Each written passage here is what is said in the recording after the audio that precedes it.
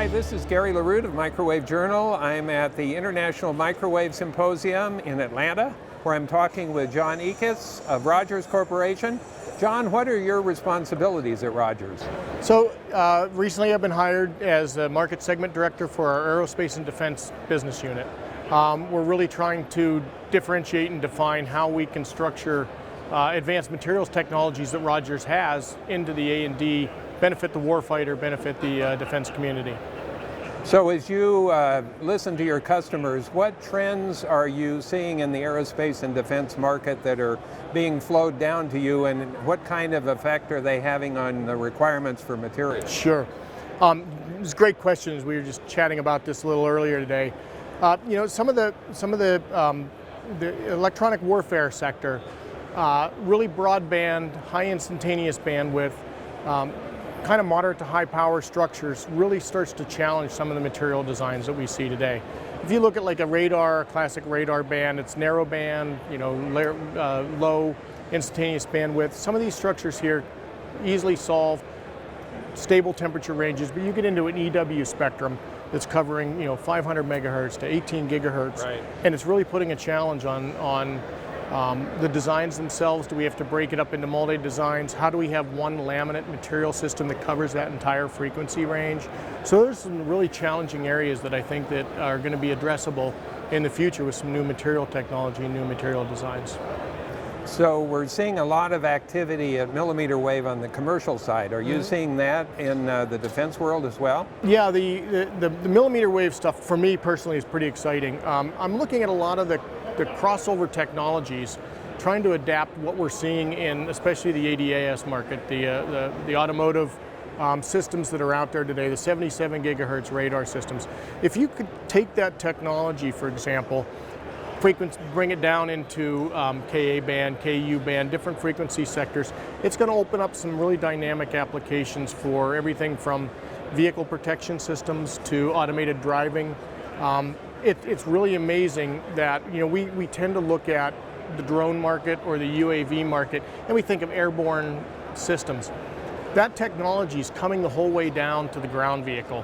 We're starting to see automotive technologies moving into autonomous ground vehicles, systems that are going to have to be able to communicate with each other, have a whole different functionality, have to be able to communicate soldier to soldier, soldier to asset, battlefield command, going up to SATCOM, going up to data links. It's incredible how this whole thing is changing right now. It's really, I think it's an exploding market, no pun intended, but you know, we really like to see this type of activity where we can find crossover, bring a 77 gigahertz down to a 24 gigahertz, protect a helicopter, as an example. Knock down a missile that's coming in to take out an APV, those types of things that we can deal with.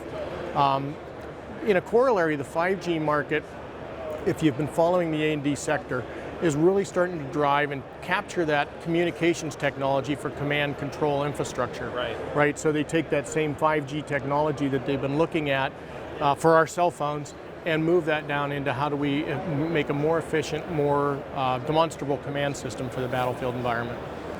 So given the complexity of all these different applications, commercial, military, is it make your job easier or harder from a materials standpoint? As a dreamer, it makes it a lot harder, right? So there are a tremendous amount of opportunities, and really the challenge in the A&D sector is trying to figure out the opportunities that are going to be the near-term focus, things that we can develop right now. You know, we've come out recently with a lot of new materials and advancements on some of our materials that are helping our A&D community. We can talk about in a few minutes. But the challenges are the industry's moving much faster than I've seen it move in the past 20-some years. And the adoption rates, and I think that we're finally breaking away from the classic, very conservative, we've built it with this material set because we've always built it with this material set. And now with some of the advanced R&D technologies and R&D efforts, especially with the Biden administration throwing out more funding for R&D than has ever been put out into the defense budget, that's going to start driving a lot of innovation, and I hope some of the adoption rates are going to be coming up faster. There's a lot out there. We just have to figure out how to make these guys comfortable with the new technologies and comfortable with some of the new material sets to drive what they need to solve. So speaking of speed, we're seeing a lot of activity in the commercial space sector, the so-called new space, particularly with these low Earth orbit satellite constellations for broadband. How is that spilling over into the military side, or is it? Yeah, no, it definitely is. Several ways, Gary. The obvious one, the first impact is we're looking at taking that communication structure and using that, especially with the 5G, that we're starting to see a lot of the LEO applications generating out of 5G.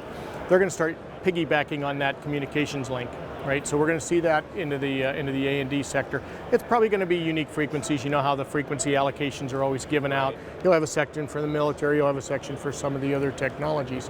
So I think we're going to see that moving into more adoption of the 5G for the, we just mentioned, for the communication systems.